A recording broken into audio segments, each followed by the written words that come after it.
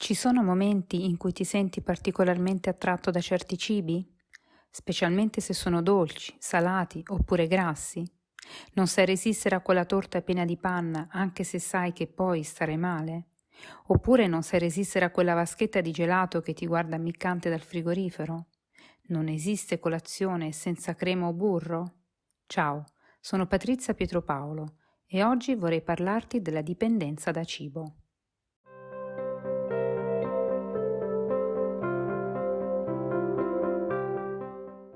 La dipendenza da cibo è esattamente come una qualunque altra dipendenza, come ad esempio quella da gioco d'azzardo o da una qualunque droga.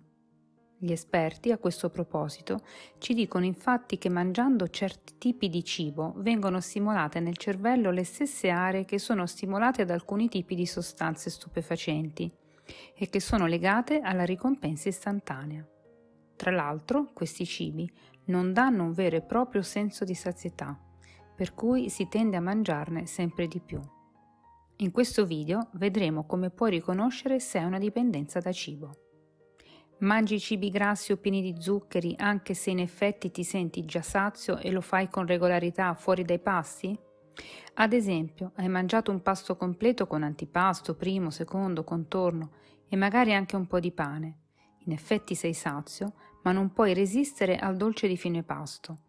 Il solo pensiero te lo fa desiderare ardentemente, anche se dentro di te sai che è un eccesso.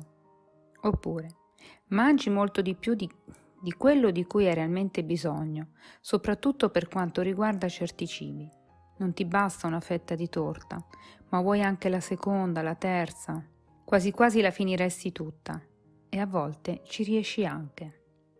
Poi sei cosciente del fatto che a volte esageri, sei convinto che questa volta sarà diverso, ma anche questa volta non sei riuscito a trattenerti. Ancora, ti capita di mangiare a sazietà, ma spesso vai ben oltre.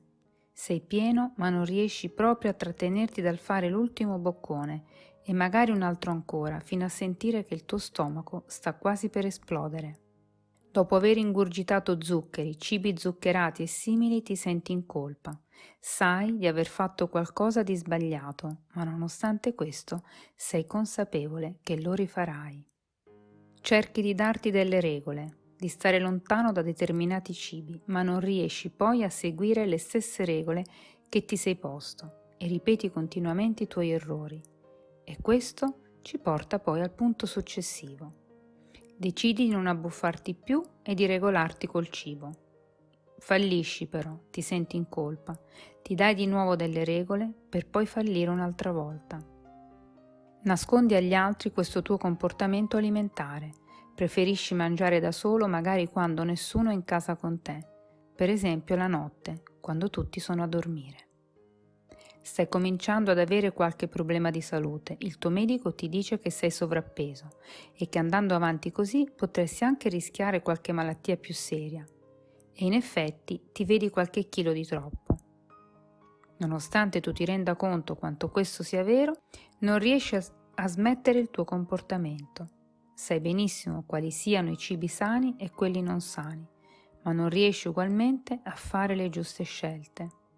In ultimo, questi comportamenti che abbiamo elencato non sono episodi singoli o legati a momenti specifici della tua vita, ma sono una costante.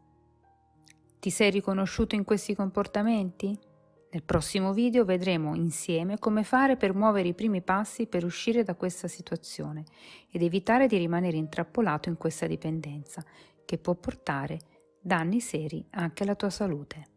Ciao, a presto!